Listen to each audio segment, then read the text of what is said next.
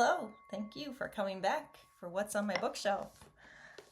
I have tonight 3 books because these 2 are actually a pair of books. They're very similar. The Yoga Anatomy coloring books. They're kind of like those Gray's Anatomy coloring books where you get to color all the different parts of your body as you're learning about them. And what I love about these is that they help me to understand where my muscles are supposed to be engaging, where my foot and hand are supposed to be in space. And she really explains the benefits of what you're doing in the different poses. Sometimes she has pro tips that she says, hey, if you're going to be doing half moon pose and you don't feel the energy shooting out in all different directions, are you even doing the pose? So this is great. You get to learn the scientific names of the muscles and the bones. You get to learn what you're supposed to be doing in the pose, and you get to color all at the same time. And at the very end, she has these lovely flashcards.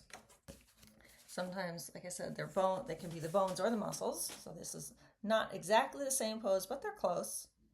So you see the little letters on there, and you flip them over, and it tells you on the one what the muscles are that are engaging, and what the other one tells you what the bones are as they list them out. So it's a great way to study your yoga poses and your anatomy at the same time.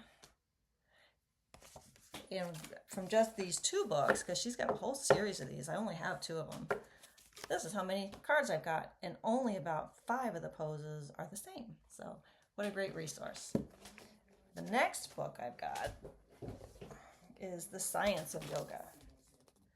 This was really the first book that I got about yoga because I didn't want to get into something that was all just woo-woo. I don't know what else to call it. Crazy ideas that sound good but have no substance. Well, it turns out yoga not only has ideas that sound good, they really actually have scientific substance to them as well. So, this book was written by the daughter of a NASA scientist. That's what I believe the story was.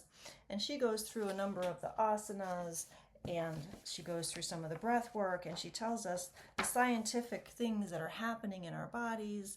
And there's some pictures of MRIs and how the spine is getting used, questions and answers at the end. But you're exploring the physiology of the key yoga asanas in depth from every angle to help you master it with control and to have confidence that this really is benefiting you and your body in amazing ways. Because it turns out that the people who lived thousands of years ago and came up with the yoga, and Patanjali who wrote it all down, and all of this is being backed up by science all the time. They keep learning more and more things about the human body and the human mind, and yoga's already teaching them. It's so cool. Anyhow, so thank you for coming into the Orange Philosophy Room this evening. What's the philosophy for tonight? I guess the philosophy is that knowledge is knowledge, regardless of how old.